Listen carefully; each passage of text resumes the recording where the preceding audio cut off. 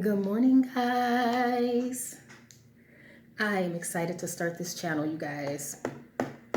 I have been waiting for a way to figure out how I can really make 2024 my year and have like tangible proof that I am improving this year, like far and above and beyond what I was doing last year. And so this year I decided to like start with my finances, and I have been living paycheck to paycheck my entire adult life. And I am done.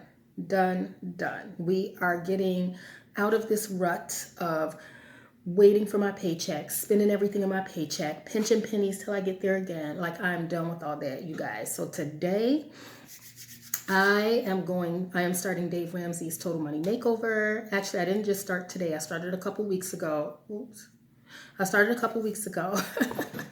But we are like going to be on this journey. And so I want to just give you some context for like where I am in life. And I have some notes because I want to stay on track, and I just want to make sure that I'm getting like the information in there that I feel like will be helpful, like if somebody else is doing the same thing. And so I just wanted to make sure that let me change this angle a tad bit, but I just want to make sure that I am, that I just have like proof of like the steps that I'm taking, and like I just have tangible like evidence that I'm moving forward, like even when it feels like I'm not, you know what I'm saying? So today I'm gonna talk about how I budget on a $37,000 income before taxes.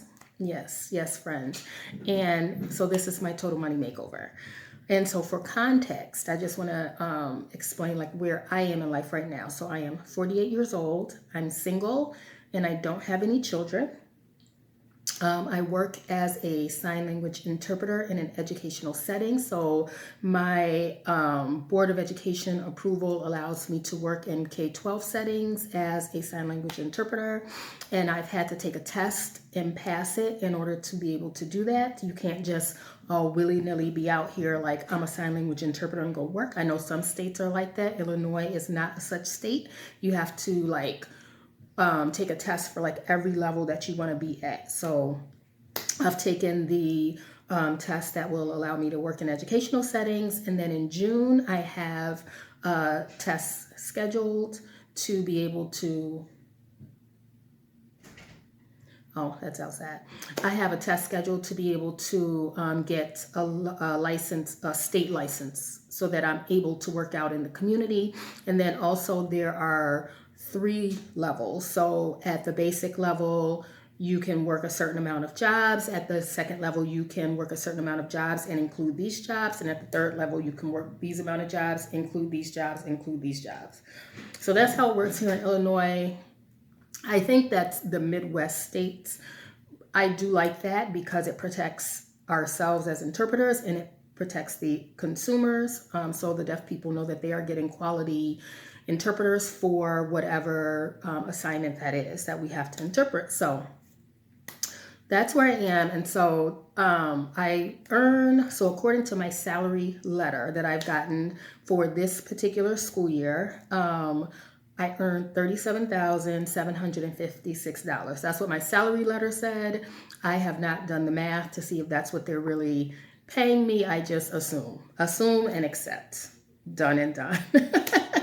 So for me, that is considered low income.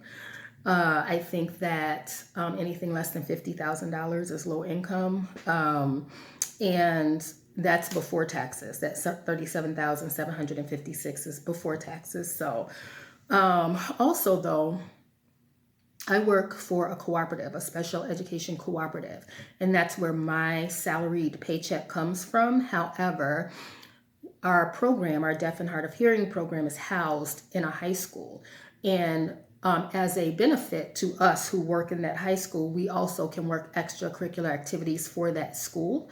So like often they'll put out an email saying, hey, we need somebody to work this game or work this season of volleyball or something like that. So I have been able to pick up assignments like that to be able to supplement my income.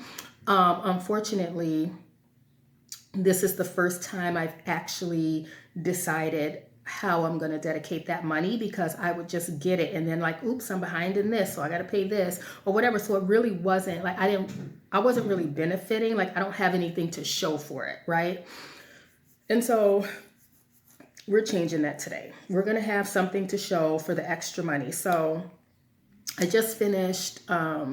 Oh, another thing is when you work extracurricular activities, because I am not on the payroll for the high school, they send me a check at the end of that season. So I just received a check right before spring break. We're on spring break right now. I just received a check for my winter season that I worked. And so during the winter, I worked a lot of girls and boys basketball games. That's not coaching, that's just working a game. Like I'm the scorekeeper, or I run the clock, or I do the book. And so that's just a night, and they pay me a flat rate for that night. Or I've done security, which just walking around, making sure the kids aren't roaming all over the halls or being where they shouldn't be.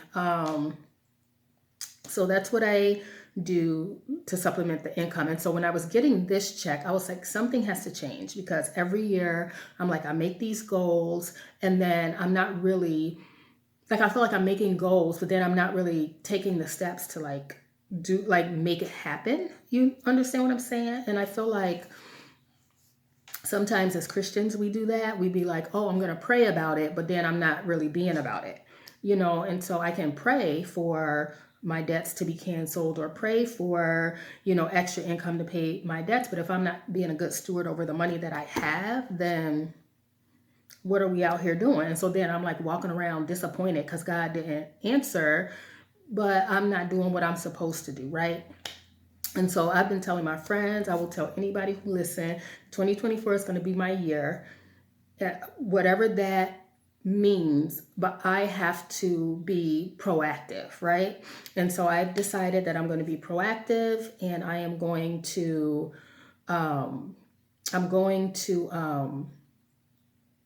do the Total Money Makeover. And I'm going to actually show you my budget today, show you how I budget with my salary, like what that looks like, what that feels like. But let me come back in a minute. I'm going to clear some space on my phone. All right, I think I'm ready. I think we all good to go now. So anyway, I think these videos are probably going to be like sit down videos. I think I plan on uploading once a week. And why is my fridge so loud? I think I plan on uploading once a week, and it might be vlog style. I enjoy vlog style. I like getting up and walking around and going to the grocery store or whatever. So my other channel is Joy Runs a Marathon. That's all things running, fitness. That's just like my everyday life. So if you want to see that, you can. I'll put that link in the description. But that's just like my everyday life, and I run. That's what that is. So anyhow, I am like done living paycheck to paycheck, like I said before. And so this is the book that I'm using. It's propping up my camera right now. So it's the Dave Ramsey Total Money Makeover.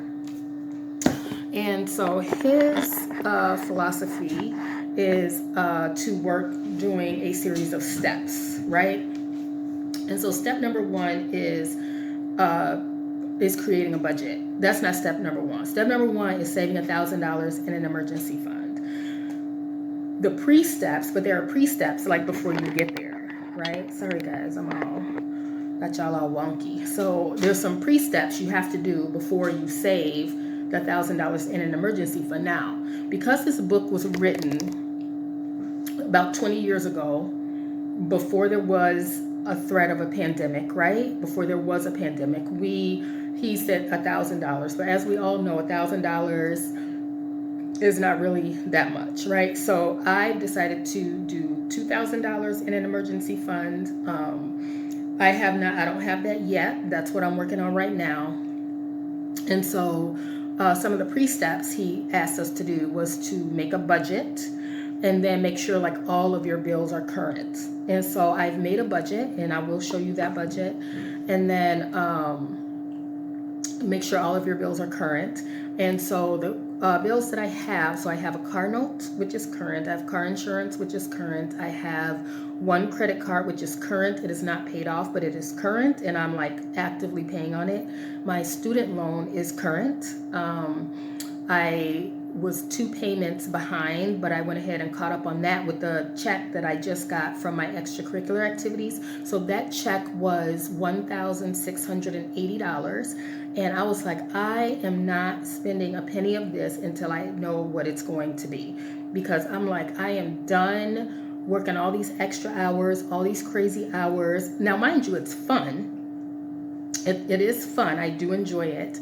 But I'm like, I'm tired of not having anything to show for the money that I'm making and all the work that I'm doing. Now, I am very fortunate to have a job that I enjoy. And I went back to school in 2018. And in 2020, I graduated. So that was very difficult, obviously. We graduated. We were supposed, like, so we graduated in May of 2020, but we were incomplete. They had to extend our semester because we couldn't get all of our practicum in as an interpreter. And so interpreter practicum is similar to student teaching. You have to go out and do the job with a mentor. And so that was obviously cut short and cut off completely. And then so they had to extend it so we could get those hours in. So we didn't like officially finish probably until maybe end of July or August or something like that. But they did let us graduate in May, which we didn't have a graduation. It was like on a TV screen. I didn't even put my picture. I didn't even submit nothing. I was like, I don't even care. I just felt imposterish. I was like, this is not gonna, I don't feel like an interpreter. I didn't feel like I could do it.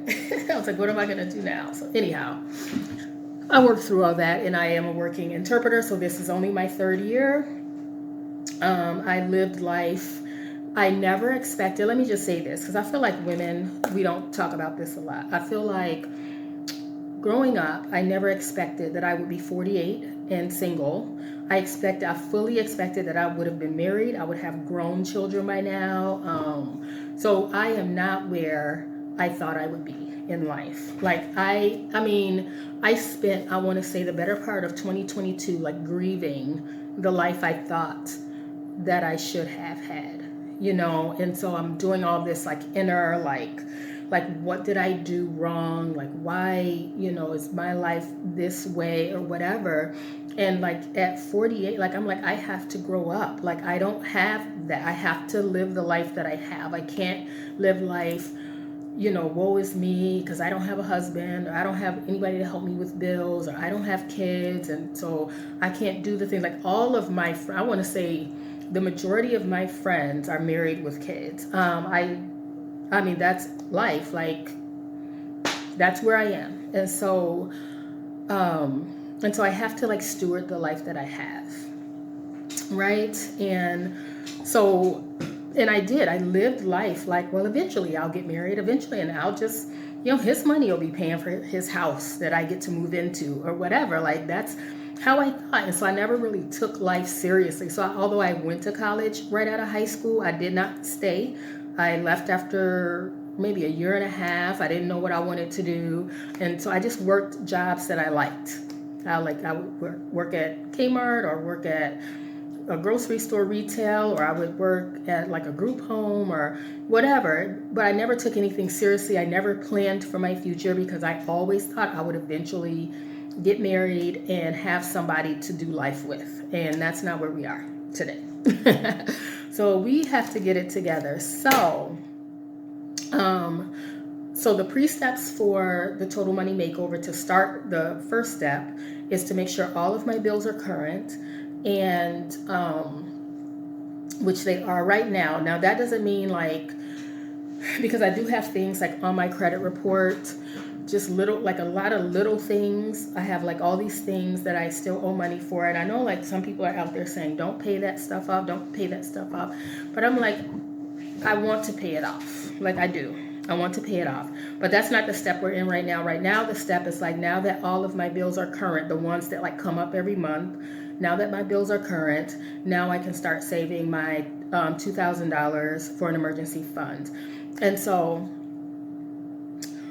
I have heard the Dave Ramsey philosophy over the years I've always wanted to do it. I never felt like I made enough money to do it, to like even, like, I mean, there were jobs that I have like that I brought home $470 every 2 weeks. I can't even eat and have gas with that. So there are some things though that like I hear him say stuff like, don't, like if you have like an expensive car, like trade it in and get like a beater, like something that you don't have to pay on every month. And I feel like as a man, maybe you feel like if your car breaks down, like you can figure something out. But I feel like as a woman, like I don't like being on the side of the road. I don't like being on the side of the road. There's nothing I can do. I'm not going to lift the hood up because I wouldn't know what to be doing. And so I feel like I have a car. So when I bought my car, I have a 2018 Ford Focus, and I bought it new. It was brand new. It's no frills. Like in the back seat, you are doing this to roll the windows down. It has AC. That is as much frill as it has AC and heat. And so it's not it was just a bare bones car, right? But it was new. Today, and that was in 2018. Today, in 2024, it has over 100,000 miles on it, and I put all 100,000 miles on that car because I live far from where I work. I've always lived 45 minutes to an hour. So right now, my commute to and from work, to work is an hour, from work is an hour. So I put a lot of miles on that car. I drove everywhere. At one point, I had a job where I would work an hour away and an hour back, like during the school year, but then on the weekends, I would drive an hour and a half up north to work at a group home and come back the next day. Nothing to show for that money because I didn't have a plan for it, right? So I did all that and have nothing to show for it. Met some great people. That's about it. But they're not paying my bills. So anyhow, I have all 100,000 miles on that car, and so my brother, a couple weeks ago, I had to get my water pump replaced in that car. And so I went to the dealership. I always go to the dealership for anything. My oil change is everything. And people always say, oh, the dealer is going to try to scam you. I don't know what kind of dealerships y'all are dealing with, but mine is amazing.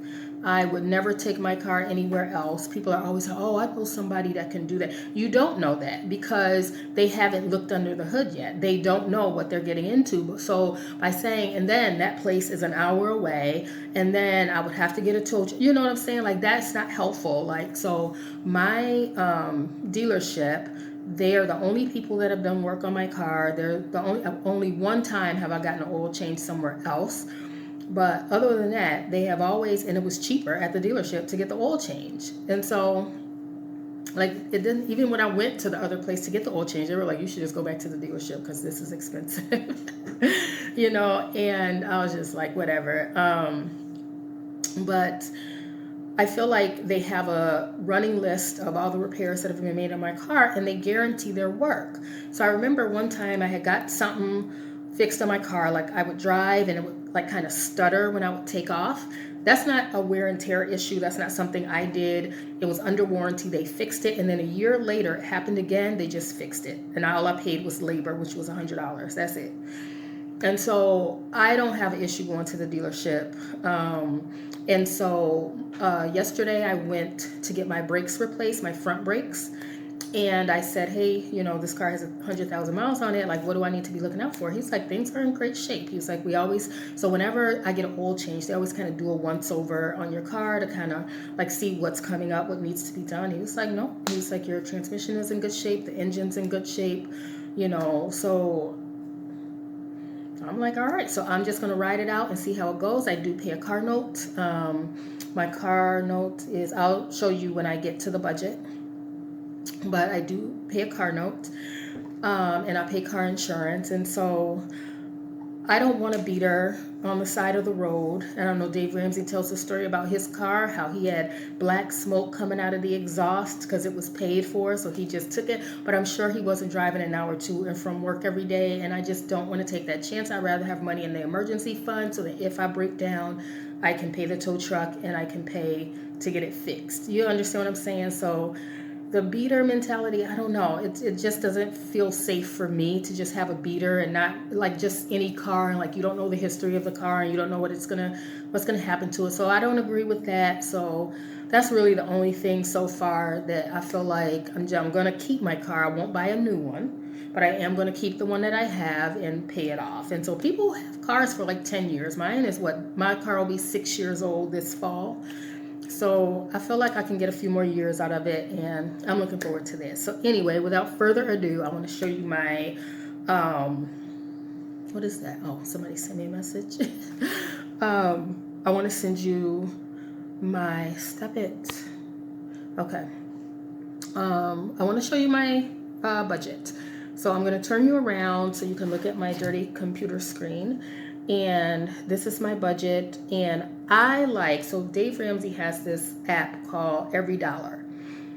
I have not found an app yet that I like, a budgeting app that I enjoy, because I like to see what's coming out of each paycheck. You know how like when you have bills and then you have a due date, I like to see what I need to pay out of each paycheck. So me setting it up like monthly, like a monthly, but just these are my bills for the month, it doesn't really account for what needs to come out of this paycheck per se. You understand what I'm saying? I could see if people already got like a couple $1,000s in the bank. So it's like, okay, this month works for me. I can go ahead and pay these things or whatever. But I'm not at that point. I am literally paycheck to paycheck. So I need to know what comes out of each paycheck. So I just set up a Google Doc for myself, so that I can see, and I like to see it at a glance. I like to see a whole like spreadsheet. I like to see what I'm looking at. So I used to plan out my budget for the year and I never stuck to it. So Dave Ramsey did suggest you do plan it out by month. So I do have it planned out by month, and we get paid twice a month. So I have 2 columns for each time when I get paid. So I know what's coming out of each one.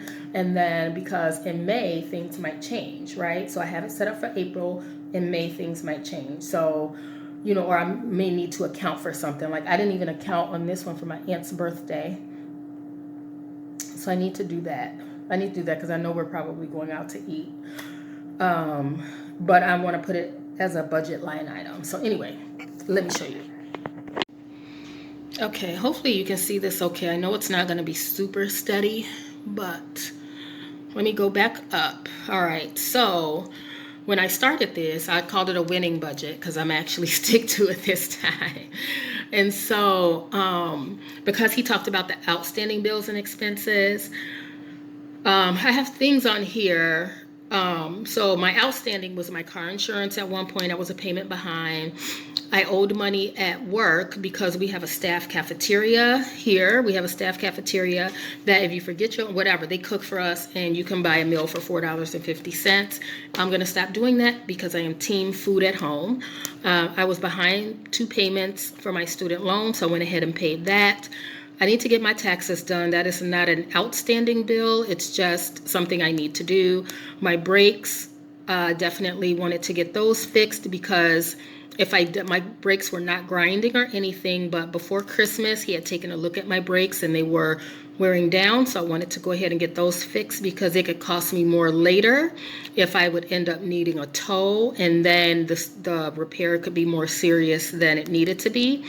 And then this is a recent line item, my Planet Fitness. I just have to remember that the annual fee is coming out on June 1st. And then I did sign up for a 5K run that I had already pre-planned, but it also these things came out of the check that I received. So I was able to get some things done. So that was like my boys' basketball check, and I tithed, and then I caught up on my outstanding expenses, and I still have this is some freelance work that I did. they owe me $150, so I'm waiting on that. And then I have spring activities. That's at the end of volleyball season because I'm working boys volleyball this spring. So I'll be getting a check, and it'll be more than $350, but I like to lowball it.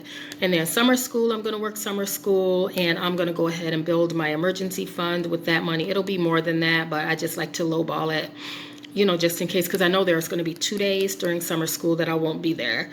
One is for a wedding, and one is because I'm traveling to Springfield to take my interpreting test.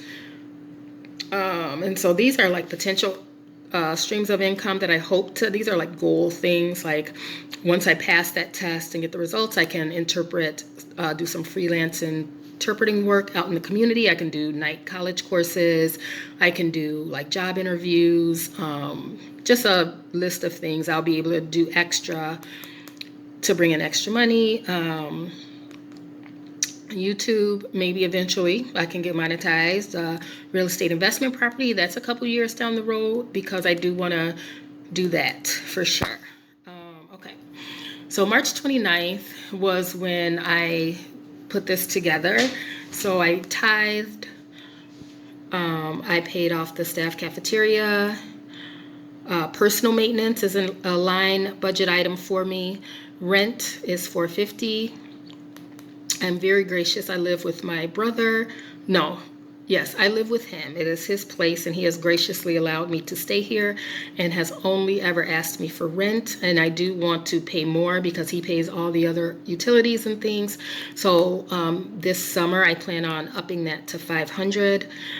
Because not only does he pay for all the utilities, he buys all the like toiletry items, all the paper products, all the things. I drink his milk. My car insurance was $119. Capital One, I was using my credit card for gas. So what I think I'm going to do is once I pay it off, and this credit card, the limit is only $300. So I am going to pay it off and then just put that $100 towards my gas budget because obviously it's going to be high because I drive so much. My groceries are $100. Yep, because it's just me. I know that is tough, but I did it. I owed my brother $40. I am done borrowing money for any reason because there are days that I don't even have gas to get to work, that I didn't even have gas to get to work. Video merger is what I use that's the only editing item I use for my YouTube videos. All I do is merge them together. You will never see anything fancy in my YouTube videos, at least not this year. So how I budget with my $37,000 job. So April 15th, I'll get paid again. I will tithe. So I think before taxes, my check is like 14 something. So it's 1,400 and something. So I tithe $150. My taxes, this is to pay towards my taxes. Guys, I owe $310 from last year. This year, I will owe all $3,000 in taxes because of something that I put like a, what did I put on my W-2 form or whatever form that is that we fill out? I put a 1, like that I'm claiming 1, and my accountant told me to take that off and I have not yet. So he's going to yell at me when I get my taxes done. I'm going to probably owe upwards of $3,000 in taxes. So I'm putting money aside to be able to pay my taxes. I think you can do like a payment plan. So I'll probably do that. So I do have a personal maintenance line item budget. That's me. I can get my nails done, my brows done, any makeup. I take asthma medication. So like all of these things I wouldn't be getting done every week, but this is like, for example, what comes out of this personal maintenance budget. My student loan every month, it's due on the 24th. That's $221.04. Planet Fitness is $10 a month. It's due on the 17th, and that's new. I had a Planet Fitness.